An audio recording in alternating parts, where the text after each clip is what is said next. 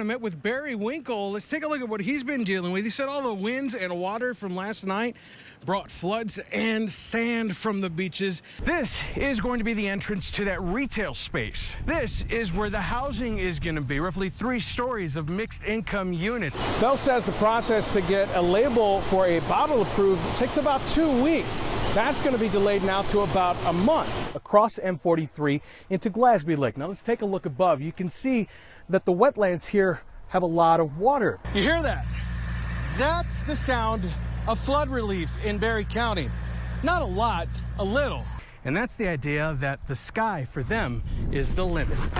The best way to make sure they're safely out, put them in water. No one here made mention of how Mac died, nor mentioned her accused killer. We're at the city's salt barn right now. We have one of the trucks out here getting loaded with some salt. This can prevent this. This is a copper pipe that did not survive the cold.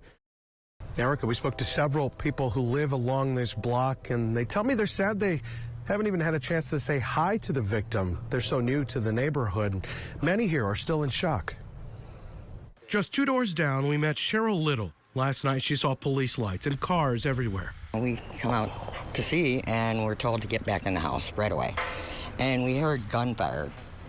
So, and then we weren't sure what was going on. The streets were blocked off and, lights everywhere. Little says there's one thing she heard clearly and will likely never forget it. Mostly her screaming, and crying. The victim's wife, seen here with her husband and their young daughter. It's horrible. It just brings me to tears. To know what that woman's going through and her child. This is going to be scars for them. Farther down the block, Karen Jamison. She's lived here for more than 3 decades. It's shocking and terrifying, right, and scary. To have it random, it's really scary. She also never met the family. Still, she says she feels for them. I am very sorry for them. Like I said, I did not know them, but it's just an awful thing, just awful. I'll tell you what, I'll lock my doors during the day, too. You just never know. It's a crazy world we live in. We heard from Neil's sister-in-law over Facebook today. She sent us a partial statement from the family saying that Christopher Neil was, quote, a loving father and doting husband who everyone loved. He adored his wife and child. It's going to be a soggy one out there tomorrow morning. You can see some of that heavier rain in the yellow. We're seeing some rain right now, mainly east of US 131. Kalamazoo just can't seem to escape the rain. So we took to the Kalamazoo Mall with our simple question. We sick of the rain? Heck yes, we are so sick of the rain. Will it ever stop? We need to build an ark. Yeah, it took me 25 minutes extra to get to work today because of the rain. So, yes, we are more than ready for it to stop. Bring the sun back. Are you sick of the rain? Yes, we are very sick of the rain. It's supposed to be summer. The sun's supposed to be out. And as a student, you only get 3 months. That's very valuable 3 months, and the rain's just dampening on it. Are you sick of the rain? Nicole Pineda says she is, and with good reason. Why? Because my basement's flooded, and then you're cooped up inside all day, and there's nothing, there's not a whole lot to do. Then there's Jimmy Koval. I'm enjoying the rain. That's right.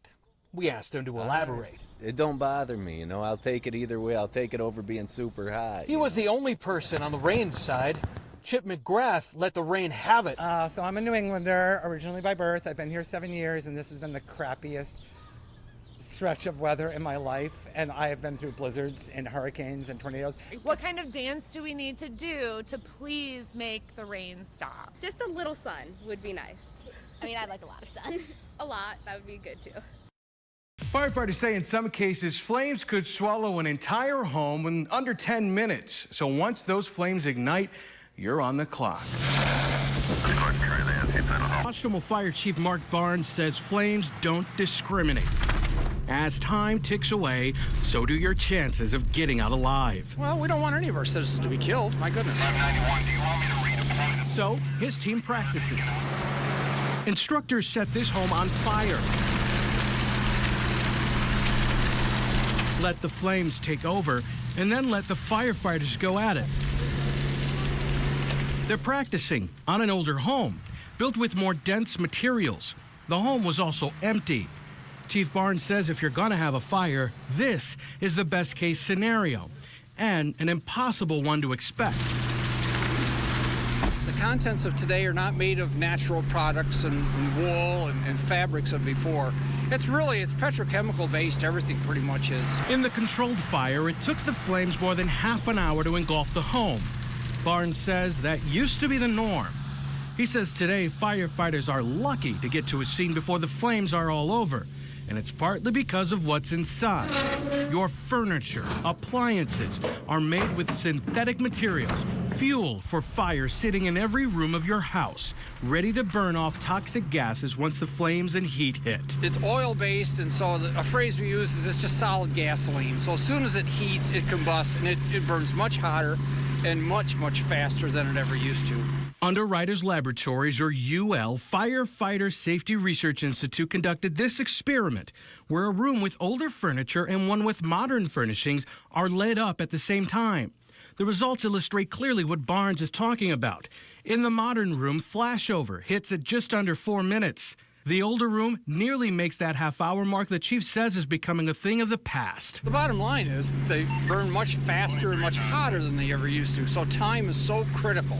Barnes says hotter is just as important as faster because it's changed how aggressive firefighters are when they arrive on scene. The heat puts crews at risk and weakens homes much faster, especially homes built more recently. The lighter weight building materials are less expensive than the older materials, but unfortunately they decay and they burn much faster. So we have floor collapses quicker than we ever used to have. We can't always enter as fast as we used to be able to. UL found firefighters used to have 30 minutes to save your home. Now they have 10 if they're lucky. Your family may only have less than 5 minutes to get outside before smoke and flames make things deadly. First sign of smoke, just get out of the house. I know it's very precious. It's very precious to all of us, but your life is even more precious. You get out and get your family with you.